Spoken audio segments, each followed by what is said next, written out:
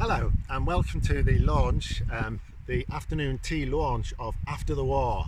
I'm Tom Palmer, I'm a children's author, and this is my book After the War, which is launched today. And one thing that I wanted to do, which I think is really important, was come to the place where this book is set. So this book is about a group of children who survived the Second World War. They were Jewish children. They survived the Holocaust. During the Holocaust, 6 million Jewish people were murdered by the Nazis. 1.6 million of those were children. And after the war, there were very few children left, and they were brought, many of them, 732 of them, were brought to England, some to here, near Lake Windermere, and some to Southampton and other places in the UK. So to launch this book, I really wanted to come here. This rugby field, now which is the rugby field, was once the area where the buildings were that the Windermere children lived in. So they flew into England on the 14th of August 1945. They were bused from Crosby-on-Eden Airport, which is near Carlisle, here to Lake Windermere.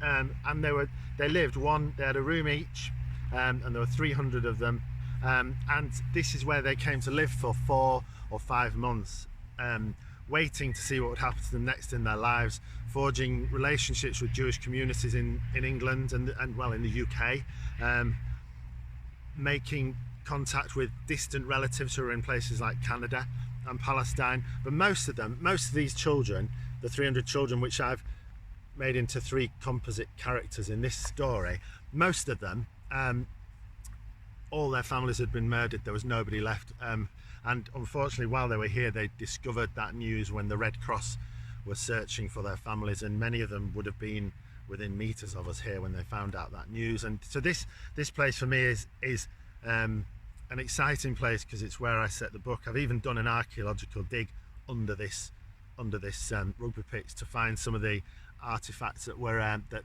they may have left before they departed. And so this place is really exciting for me, but also this place is sort of has this book's got a lot of trauma and sadness in it, as well as positive things towards the future, and so being here makes me feel sad as well. But I think I really wanted to come here and do this, and so what I thought I'd do is I thought we'd have afternoon tea. So I hope you've got something for afternoon tea. I have this is some white bread and some jam which I've brought with me. I've got some tea as well. I thought to kick us off, I thought I would explain why I've got bread and jam. So they've arrived the night before here on the Calgarth Estate. This was a housing estate which hundreds of people lived here. Local people a lot of people over there. There was an aeroplane factory for the flying boats, the short Sunderland aeroplanes, and so a lot of the workers from the factory there, where they tested the aeroplanes off the lake, lived on this estate. It was a temporary estate that was used for that purpose. There were also people here from cities like Liverpool who'd been bombed out and were brought here to live because there was nowhere else for them to live, and 300 Jewish children who had just survived the concentration camps. They arrived in darkness on the 15th of August. The sun came up and they went into a dining hall. They sat at the hatch end of the next table and were joined quickly by 7 others. The tables were laid with white tablecloths and plates. Yossi was shocked to see a plate. He'd eaten out of a cracked bowl, or his hands, for the last 5 years. He'd forgotten plates existed. He then spotted the cutlery and quickly pocketed his own spoon. He wouldn't need that today. And then they waited, watching. As they waited, Yossi felt as if every one of his muscles had been pulled tight. His stomach ached, his brain was overheating. What if they got nothing? What if they missed this meal? When was the next one? If he got anything, what should he do with it? Eat a bit, hide the rest, take it and eat it all now so no one would steal it? Question after question ripped his thoughts to pieces. He hated feeling like this. Yossi's thoughts were interrupted by the movement of women in aprons around them. They passed baskets of something white down the tables, along with glass jars containing something red. "It's cake," Leo gasped. "Can you believe they ate cake for breakfast?" "And jam," Mordecai added. It was hard to sit still and watch other tables being served first. Yossi was craning his neck to see, would there be enough? "Is it real?" asked Mordecai, breathless. "The jam," Mordecai. Leo shrugged. Then a tall lady with curly hair, stuffed into a net on her head, put a large basket and 2 jars of jam in front of them. "Morning, boys," she said. "I'm Mariam. Some bread and jam for you." "Thank you," Mordecai said, then translated bread and jam to Yossi and Leo. "Thank you," the other 2 echoed. "Bread?" Leo asked when the woman had gone. He took the 3 largest pieces and put them on his, Yossi and Mordecai's plates. Then, as Yossi and Mordecai stuffed the bread into their vests, Leo slipped one of the jars of jam onto his lap. "This is bread?" he asked. "It's cake," Yossi said, taking 3 more pieces for him and his friends. The food in front of them was white and soft. They were used to dark bread, solid, made of rye. Even before the war, they'd never seen white bread. "She said bread," Mordecai shouted, frustrated. "I know the word for bread, and she said bread." "Put the jam back," Yossi said to Leo, aware the other children on the table were already on their feet, their mouths open in protest. Leo smiled and returned the jam. Yossi didn't miss the fact that Mordecai closed his eyes and lowered his head over his food before he ate. So that happened here. And for me, that, having written that and kind of got into the story by reading countless books and films and visiting places, including there's a wonderful exhibition at the Windermere Library in Windermere, obviously, where there's lots of information about the Lake District Holocaust Project, as it's called. So that's really important to me that I'm here today launching the book, doing that. And it's really important for me as well to have some bread and jam, because I want to do that. I'm sure you're having your afternoon tea where you are, and I'm doing this because it feels, I don't know, I didn't really think about why. I suppose I'm doing it because it feels really good to be here eating white bread and jam, because that's a part of my story, I suppose, and the part of the story of these children who lost everything and came to this country, and the first thing they were given really was bread and jam. And it's a little thing, it's a common thing in our lives, for us, and for most of us, many of us. Bread and jam is quite normal. When I was hungry at home when I was a kid, and I said I'm hungry to my mum, have some bread and jam, that is what she would say. And so it's a highly, bread and jam is it's highly significant. But I should stop waffling on, really, shouldn't I? So I wanted to tell you a bit about the book.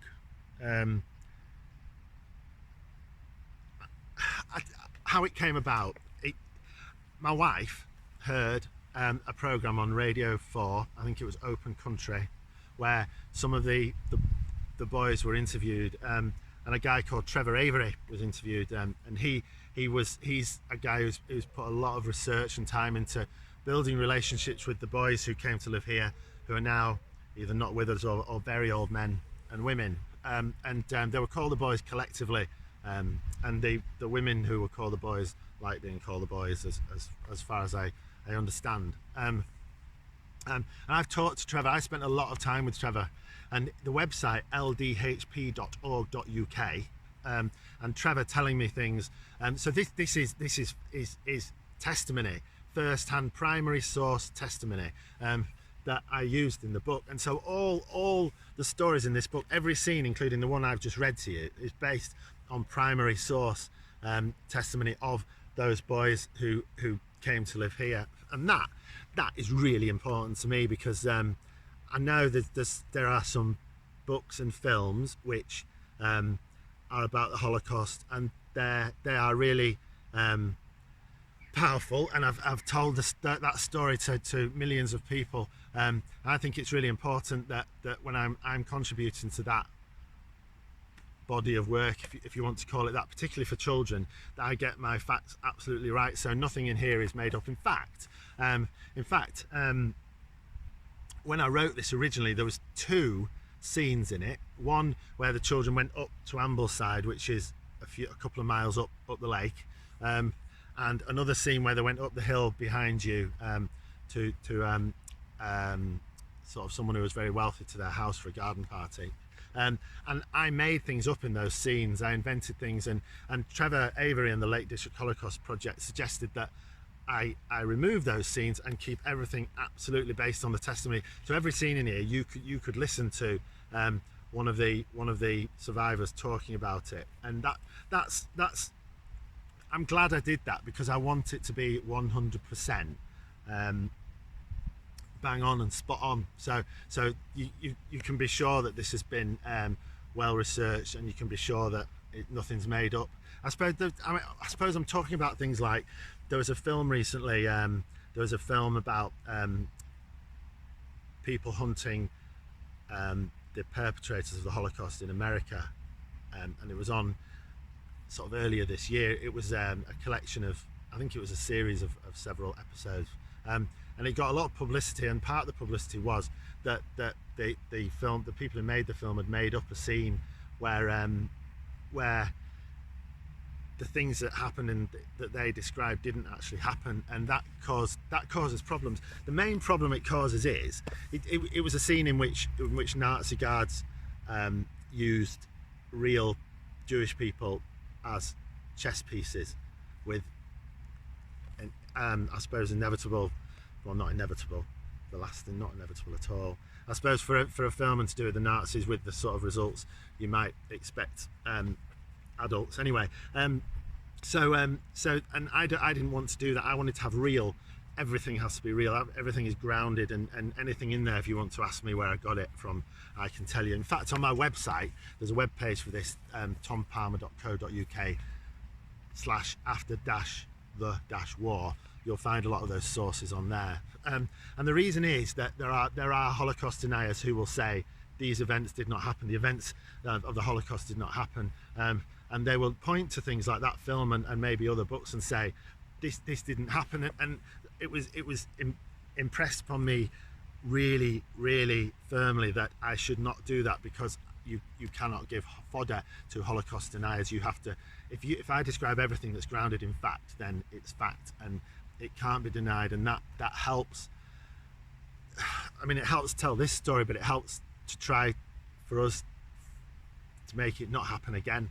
There are events going on right now as I'm speaking, questionable events in countries like China that I'm really worried about, and I'm trying to follow closely to which slightly resonate with the events of some of the events during the Holocaust. Anyway, so that's where the ideas came from, and I've been rabbling on. I should just have a piece of bread and jam. In fact, I'm going to pour myself some tea, so you can take that chance while I think of what I'm going to talk about next.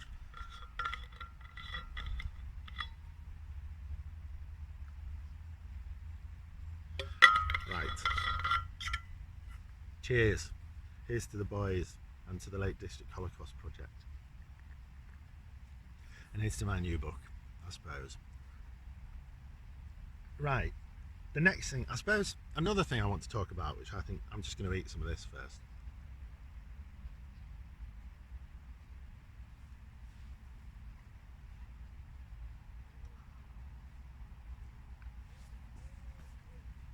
I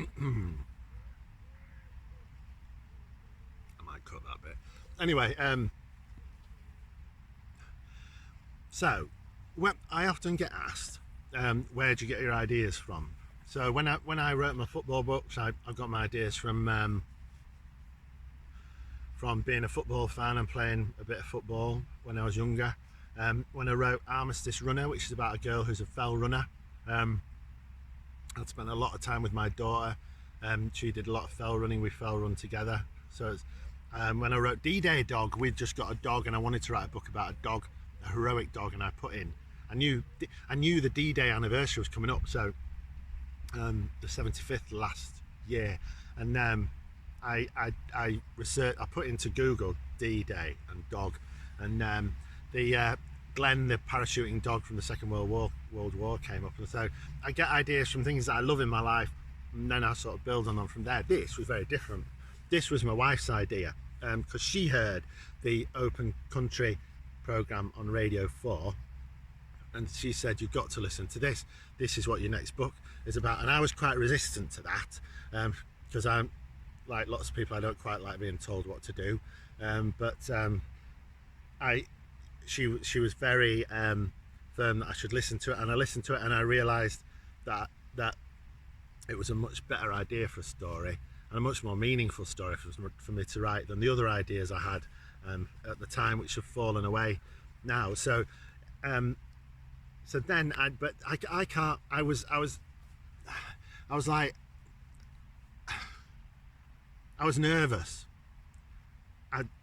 Of course I was nervous. I'm going to write a book about the Holocaust. I'm going to write a book about 3 boys, and I've got to put myself, I mean, it's sitting here, it makes me feel a bit more conscious now, but I have to put myself in the position where I am trying to write from the point of view of 3 boys who have seen all their families murdered, seen it happen, been on death march in concentration camps, seen the most terrible things that I wouldn't put in this book because it's a children's book, but and how can I possibly do that? Who am I to say that I can write a story about what it's like to be a Holocaust survivor? And I'm still asking myself that question now. How absurd that I should even do that, but I did it because it's a story that hadn't been told to children. It's been told through that wonderful film, The Windermere Children, that came out in January in 2020. It's been told by the Lake District Holocaust Project exhibition at Windermere Library, but a story told for children. And because it's about children, I felt like I should give it a go. I'd got confident from writing the book about trench warfare. How could I possibly imagine what trench warfare was like? But I gave it a go, and it's gone down all right, Armistice Runner. So I thought, I'm going to have a go. I'm going to do that. And so I steeped myself in research. And in the video I showed this morning about my office and about research that I did to write this book, you'll have seen that I went into massive depth, making sure that I heard hundreds of hours of people speaking, read books, visited concentration camps, visited here, talked to Trevor Avery for hours and hours and hours, and being given advice. And so that really helped me to write the book, and that, I suppose, that gave me the confidence to write it as well. And I did it, and we'll see what people think of it. But I suppose I did my best, and I tried to take on a subject which is beyond belief, and I've done my best, and I suppose someone's got to do it, haven't they? And if this, to be quite honest, if this just tells one person who didn't know about the events in the Holocaust and what the Jewish people suffered, but also really importantly about what the Jewish communities in Europe were before the Holocaust, and then what happened to them afterwards, if that book does that, then I'm happy. Just one person. I suppose, like, I've just touched on the last things I'm going to talk about, because this isn't a terribly well planned launch, but cheers anyway. One of the things that was important, and that I learned was important, was not just when you're writing about Jewish people and the Holocaust to write about the events of the Holocaust, the things that happened to them during the Holocaust. You have to know about what happened before and what happened after. So you have to. I had to understand as much as I could, with the help of several people and visits to museums in Holland and Poland and the UK. I had to understand Jewish culture across Europe, and how it was decimated, how it was just destroyed, almost entirely destroyed, and what family life was like for Jewish people across European countries like Poland and the Czech Republic, and the culture and the way of life, and the important things, the importance of family, the massive importance of family and religion, and their religion. And so I did a lot of research to that, and in this book I hope to an extent I've portrayed that these are not just victims, they were and are people from a community, from a culture and a way of life that I have massive respect for, and that I wanted to portray in this book. So I've tried to show, as well as before, as well as the Holocaust, the communities and the culture of the Jewish people before and also afterwards, because these people, the people I base this story on, they went on to run businesses in this country. They've had families. They when you speak to them, they're very proud to be British. They were refugees.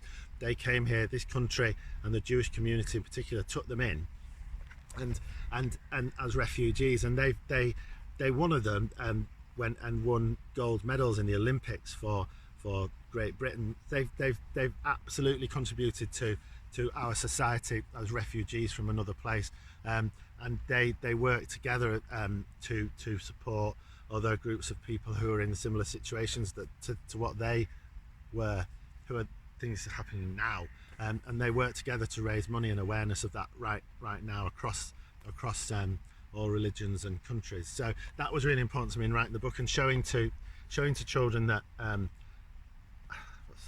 a Jewish person is not just someone in a stripy uniform who's a victim and who's going to be murdered. That he or she comes from a rich line of and a family of mums, dads, grandfathers, grandmas, uncles, aunts, brothers and sisters who loved them and who he or she loved, and that they went on to that. And now the families that did survive, the very few families that did survive, because those children came over here after the war,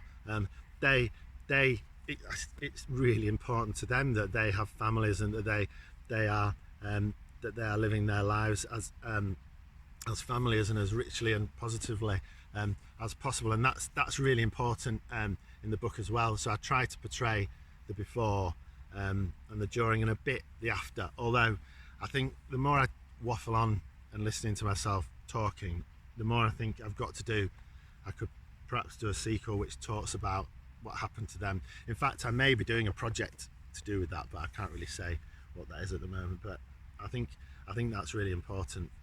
Anyway, that's my afternoon tea. Slightly unplanned, but I hope I've got across some of the things. This book is published by Barrington Stoke. You can get it in libraries and bookshops. Independent bookshops are a good place to get it. It's $6.99, and it's for children 9 plus. 10 plus. I've worked with children. This is the last thing I say, I promise. I worked with children at Grasmere Primary School, which is that way, about 2 or 3 miles that way, and they read it in an earlier draft. And I'm just going to read what I said, because in the acknowledgements at the end I say thank you to a lot of people. And this was why I did it. And then I'll stop and have some bread and jam and leave you to your afternoon. My final thank you is to the children of Grasmere School who read a late version of the book and gave me some great feedback. They wanted to know more about what happened to the Jewish children during the Holocaust. They said they wanted to know the clear facts so they could understand what had happened. So they didn't want to be made to feel really sad or upset. They didn't want to be horrified. They wanted to know the facts, which are upsetting and horrifying, but they wanted to know the facts, and they made it. I remember that session so well, that these children said we need to understand it. And I changed the book, and I changed what I put in the back of it, and I changed the structure parts of the book to make it clear so that children, appropriate for children, could understand the events of the Holocaust, so that they could, when they see it happening again, they will be able to respond to that. Anyway, so that's after the war, and this has been my afternoon tea. Thank you very much for listening. I shall now finish off with another cup of tea and relax a bit. Cheers.